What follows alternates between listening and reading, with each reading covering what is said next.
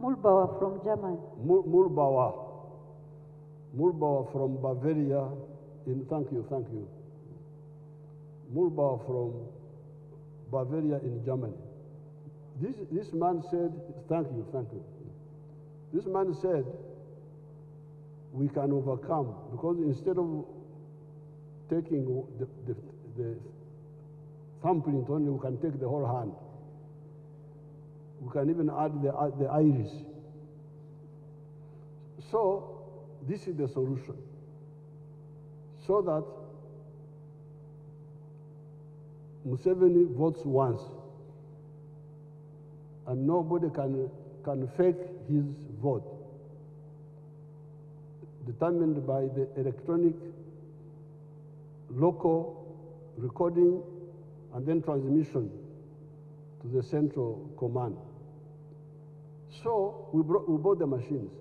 But the people who don't want elections, good elections, they now left a loophole that you vote with the machines. If they don't work, you go manual. So they disabled the machines. That's how they voted manually.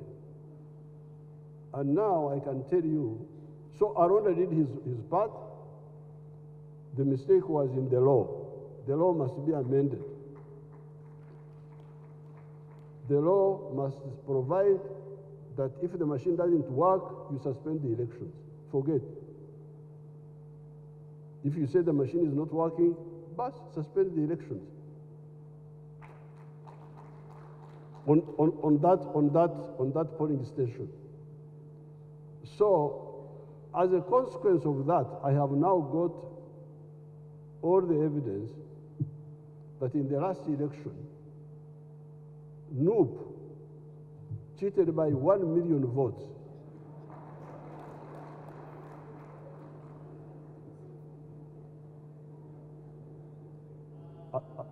I have the facts.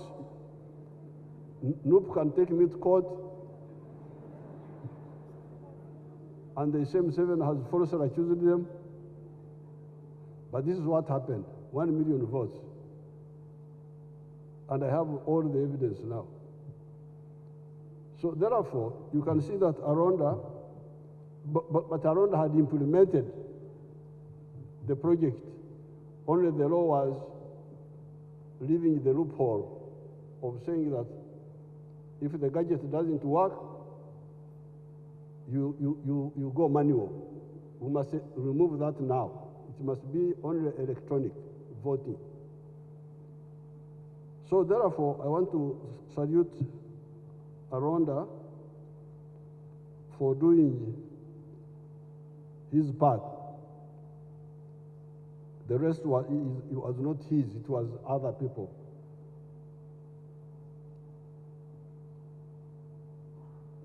Now, Aronda was a very disciplined person. I talked about this the other day. And I want to thank the people who organized this remembrance. This is a very good culture.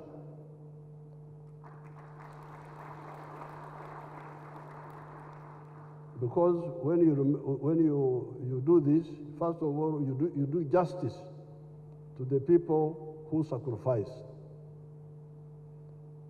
so that people know what they did. And now we have done justice to General Aronda. But secondly, you also learn the people who are not there, they benefit. They learn what the one who departed did. It is the education for all these young people. But thirdly, it also creates what the Banyankolo call ishazi, a forum where the retired generals, the ones still in service, the young ones, the old ones, you come together once in a while.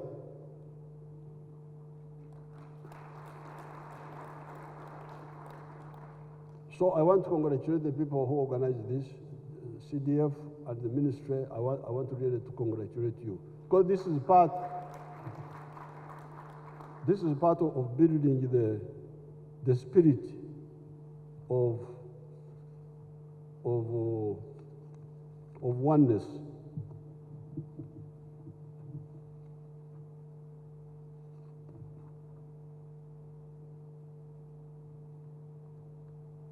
Even if you don't add fire, everybody will know what you are talking about. So when you light the fire, that is Okemba. But when the fire volume is going down, the original firewood is getting less. Somebody comes with fresh, no, even with the old firewood, but provoked. That's okwenegeza. Kwenegeza. Abaganda bakita abaganda sikyabalaba ebiseera bino. Naye ndowooza abatono abaliwo tukiyita okuseesaamu si kyekyo. Nalweso ye Muganda yekka ali wano. So the slogan is the fire which has got people to keep rejuvenating it will never okurara is to not to it is so rich you can't put it in your English. Will never be extinguished. I think that is the translation. So you can see these Arondas are like wave 4. Because if you take my group with the Martin Mwesigas, the Valerian Raheru, those who started, if those are wave number 1, the Rugundas, people like Dr. Rugunda, they're in that group. Then you get people like Amama Mbabazi, you can go wave by wave. If you knew Nyankwere, where you would say Esba. It's like when you are watering cows, you get one batch, they drink, then another batch, like that. So I want to thank all these Ugandans, salute all these Ugandans who kept reinforcing, even today, they are still coming.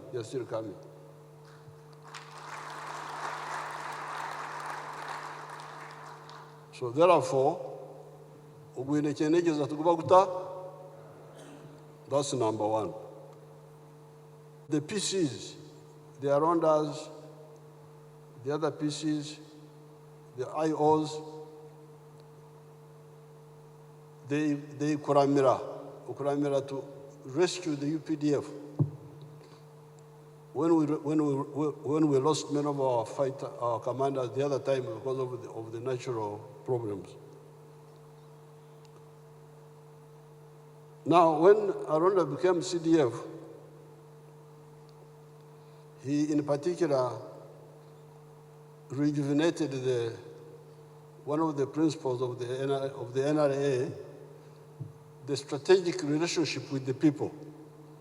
Some of the other commanders, sometimes they would say military. Yes. But you remember Mao Zedong said, you must be like fish in water. You cannot have fish without water. The army must have the masses. So Aronda was very, very active on that front. Then was Aronda. I don't know what had happened.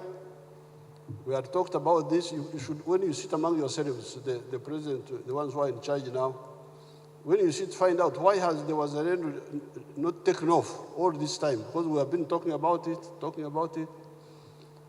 But when Aronda came, he really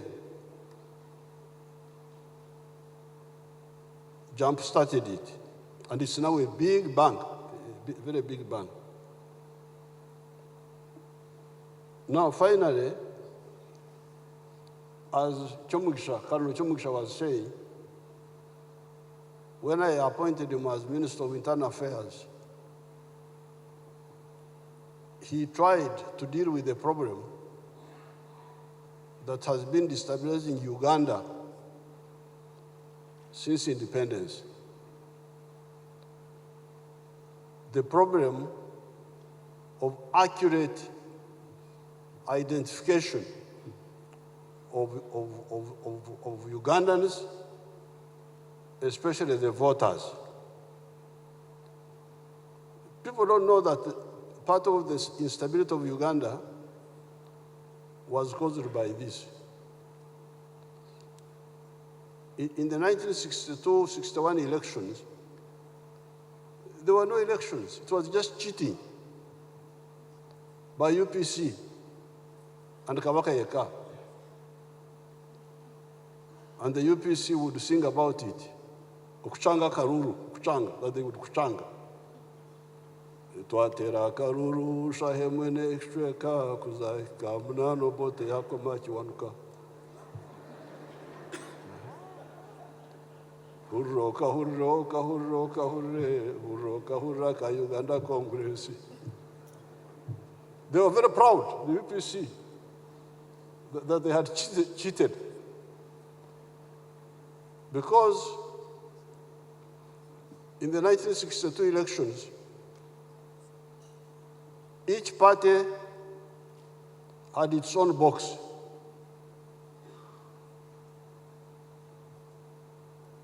Then they would build exakate,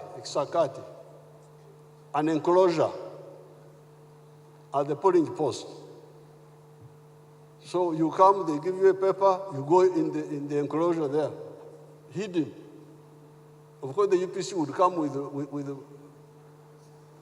ballot papers in the pocket.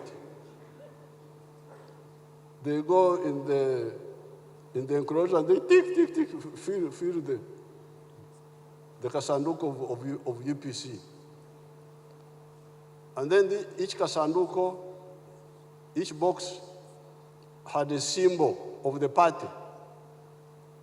The symbol for UPC was the hand, the one for DP was the hoe, the one for Kabaka Yaka was one finger, only Kabaka Yaka Sawa Sanja.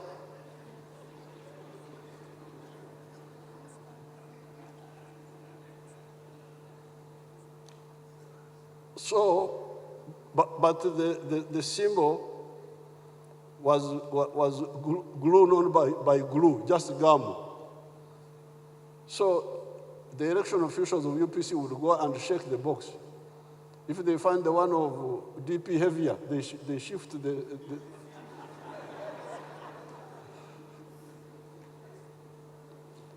So it was just a joke.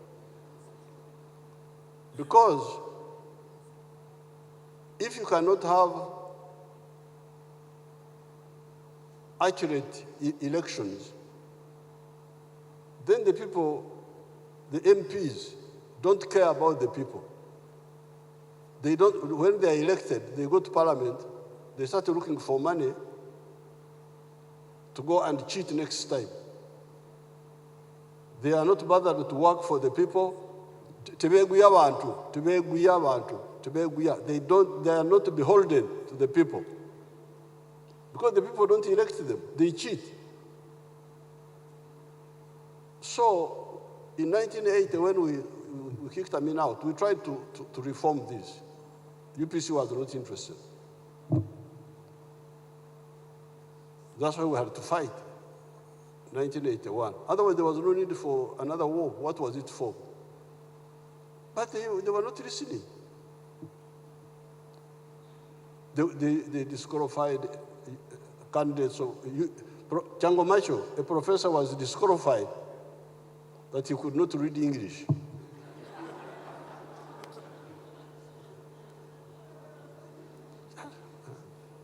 So we had no alternative but to fight. Now, when we defeated these groups, 1994, for the CA, we made it our priority to remove all possibility of cheating. That's why we introduced one ballot box, one ballot paper.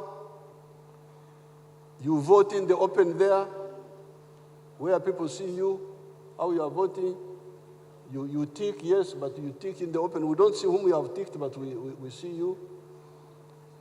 Then the results are declared immediately after elections, after polling. The rest is just totally up. So this one could have eliminated cheating, but the weakness is that then we allowed party agents, candidate agents must be there and watch. Now, all this was premised on the people being vigilant and honest. But they are not. Some of the people don't care, so the ones who want to cheat still cheat. They do multiple registration. You find they register false names.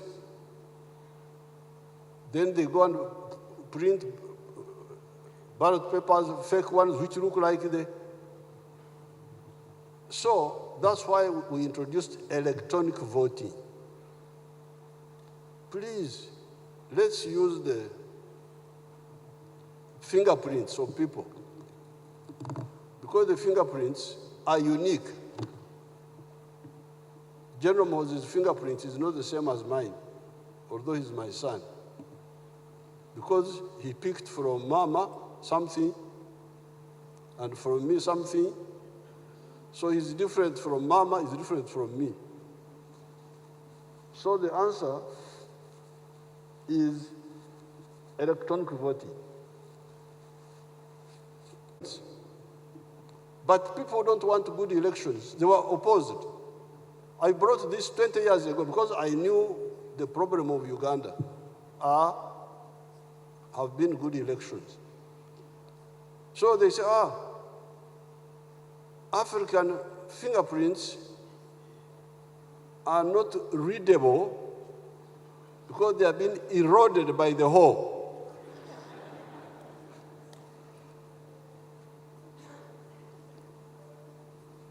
But then,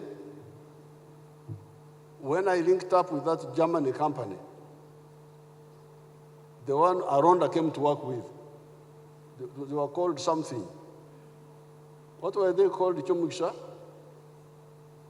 That company, the German company.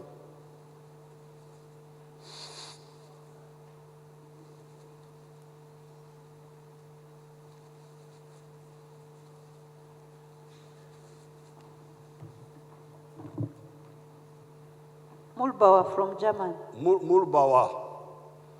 Mulbauer from Bavaria.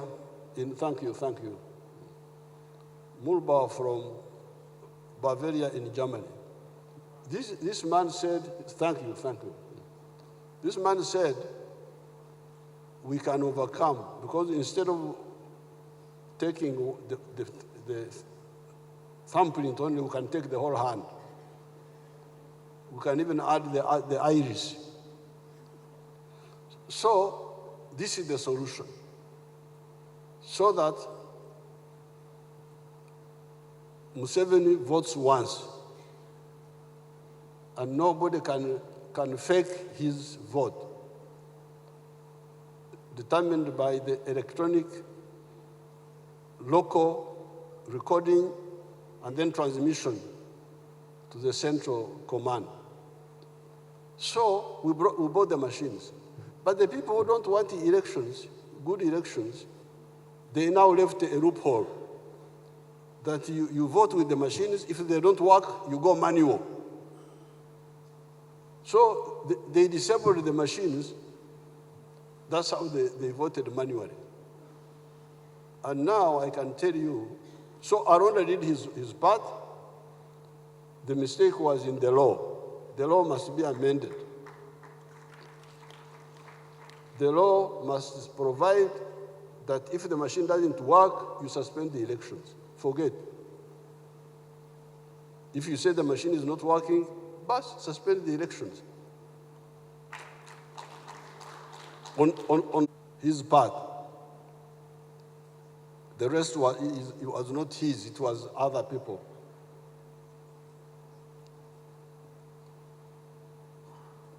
Now, Aronda was a very disciplined person. I talked about this the other day. And I want to thank the people who organized this remembrance. This is a very good culture.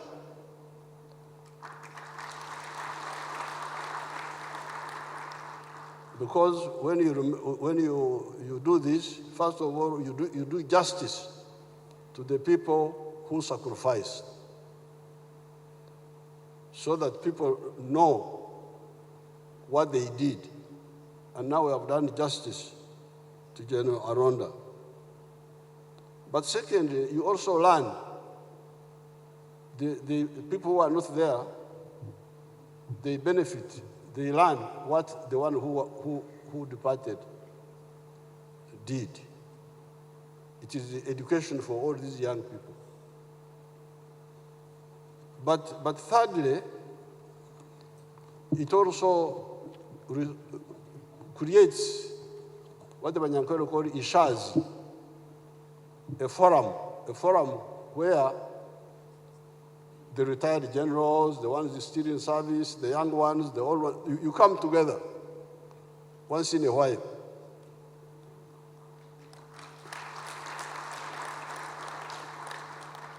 So I want to congratulate the people who organized this, CDF and the ministry. I want to really to congratulate you, because this is part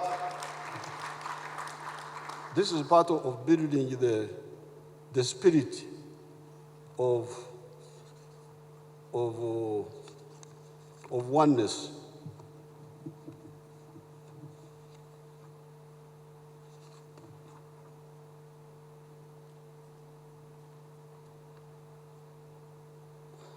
Coming to what the bishop was saying and what the other preachers were saying, I want to confirm this, that if you do God's work, God will also do yours. Now, for instance, Aronda died, but he had done his part. But his family is here. It is progressing. And I want to salute my daughter. The name is Linda. I know her as Kahoza's daughter. I used to see them when they were small children, when I was going to university. So I want to thank you for bringing up the family.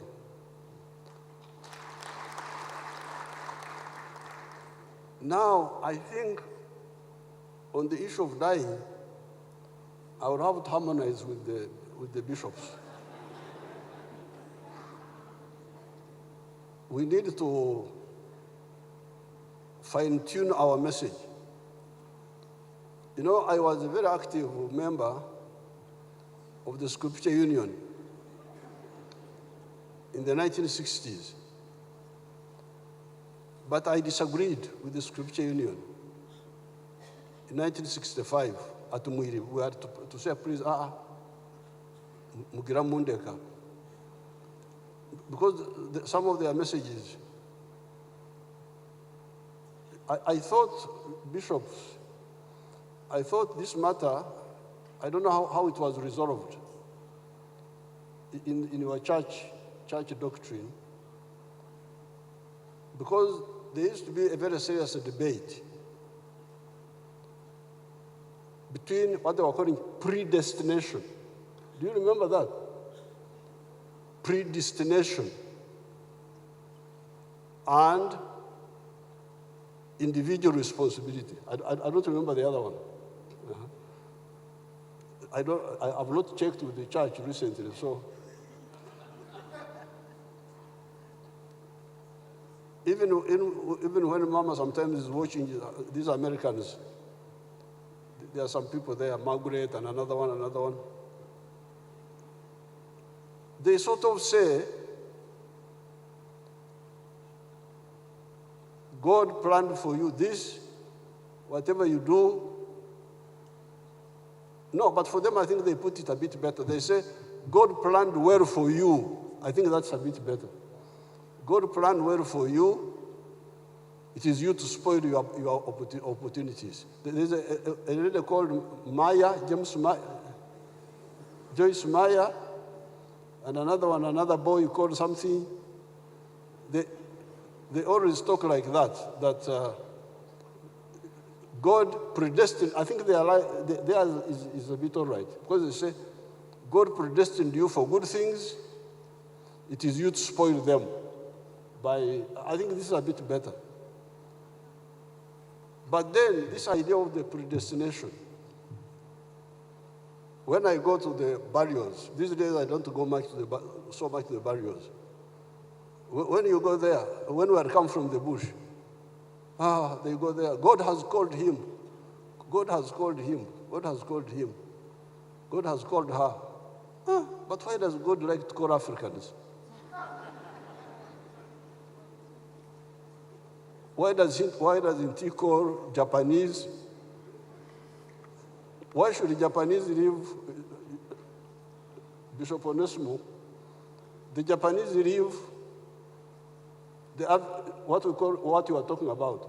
When we came from the bush, God was calling you at 43. Ranga ya mweta. Why does he call these Africans so early? What is the problem? So we put in place some health measures, and you can see now the average life expectancy is now 65. So why is God the ones of 45, the ones of this? Now, the Japanese, the life expectancy of Japanese is 79 now. So, this business of, in my struggles, I have seen God's intervention. I have seen it myself. I'll give you one example. In January 1973, we were here, underground, fighting Amin. And we had put our group in the forest in Mayuge. And Valerian Raheru, Martin Mwesiga, and myself were in a car, our Volkswagen 1600, driving from Kampala to join our group in Mayuge Forest, Kitiarera Forest. It was around 7, it was getting a bit dark. We didn't know that Amin had got information about us and had attacked our camp. We didn't know because there was no communication at that time. So I was the one driving. We passed through Jinja, Magamaga. Then at that junction, the new road now, Musita, going to Mayuge, we turned. I was the one driving. Then when we had driven some distance, we found a truck, a lorry parked on our side of the road. But then an army, a lorry which turned out to be army was also coming from the other side, coming So because we want it to pass, we stopped. I stopped the car behind the lorry. When the army truck came, instead of continuing, they stopped. They said, "You people, who are you?" We said, we are going somewhere, Karuba, it's Karuba, some place. We're going to Karuba. The fellow, I think there were 2 or 3 soldiers. I think they had dropped soldiers and they were coming back, but they were armed. So they thought for a moment as if they wanted to continue, but then one of them got out. So you people, get out of the car. Now, Roheru was sitting here. Me, I was the one driving. This fellow was standing on my window now. As I was still opening the door, Roheru shot him from here. Shot him, he fell down. He said, "Mama, mama, mama." Then I silenced him with a pistol. Now, the other soldier, maybe 1 or 2, apparently they ran and hid under the vehicle. So after killing this one, we were struggling to turn the lorry, our vehicle, in a squeeze. The other people were hiding below the vehicle. They could have shot us, all of us. So you wonder why, you can see here there was something else. Yes, we did our part, but there was a part which was totally out of our control. These fellows just panicked. I think they feared. That's why they didn't shoot, because they had their guns, so why did they not? So I know God, I have seen God intervening in my own thing. But to leave everything, to say whatever bad thing happens, it is because of God, I also don't agree. For instance, in the case of Aronda, I didn't know that he had some medical issue to do with, which I didn't know, to do for some time, that he had a medical problem to do with the heart. Then he went to this long distance to South Korea, where there was a big conflict. Then he started feeling unwell. In South Korea, then he tried to go to hospital there. Actually, we should blame those South Koreans. He tried to go to hospital there. They said, "No, you don't have insurance here." How can a Ugandan have insurance in South Korea? So he went on the plane when he was already suffering. So therefore, I really think that in our messaging, we should also emphasize the question of, for instance, in this case, even this Sarah, apparently she had a medical something, and she was going to travel to the same South Korea conference where Aronda died coming from. So we were lucky that she died in her car instead of going to die on the plane. But why travel? Why do you go into things when you... So for me here, I think, I insist. You do your part, God will do his.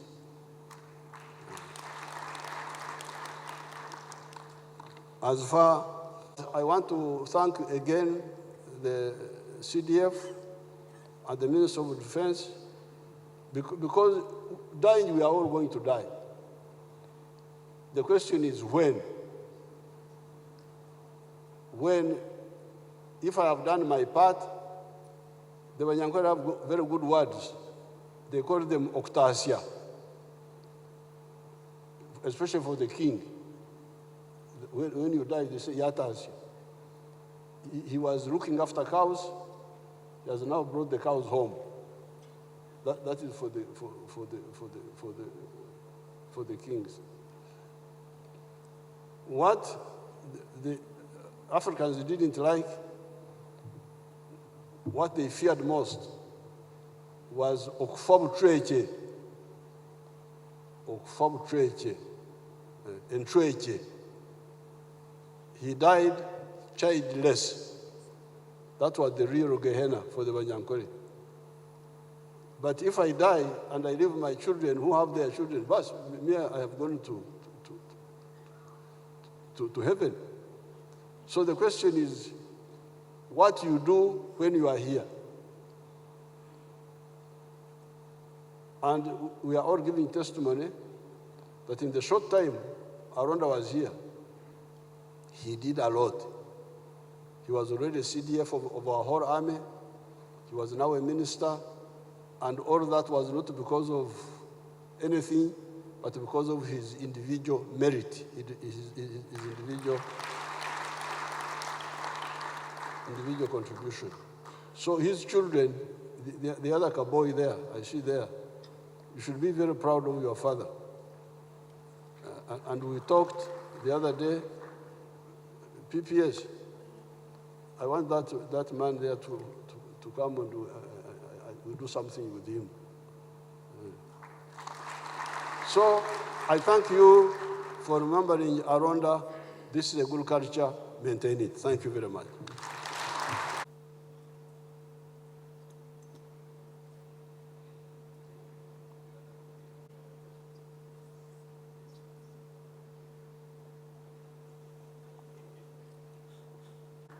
Your Excellency, I have been, since you mentioned of this meeting together, then from Masaka sub-region, Masaka, then Chigezi,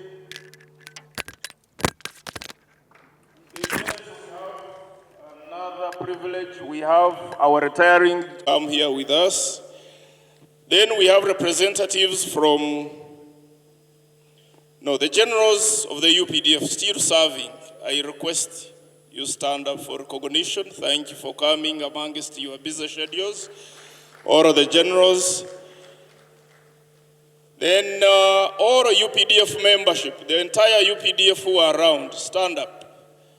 Stand up, UPDF. Thank you. Then Uganda Police. Uganda Police. Uganda Prisons, Uganda Wildlife Authority. Your Excellency, this expo was organized in collaboration with the Ministry of Internal Affairs because of the significant contribution of the late General. Thank you.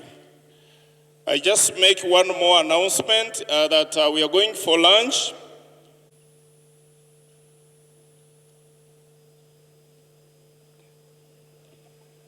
Then the rest of us, we shall go to Ballroom Restaurant. So we have Ballroom Restaurant and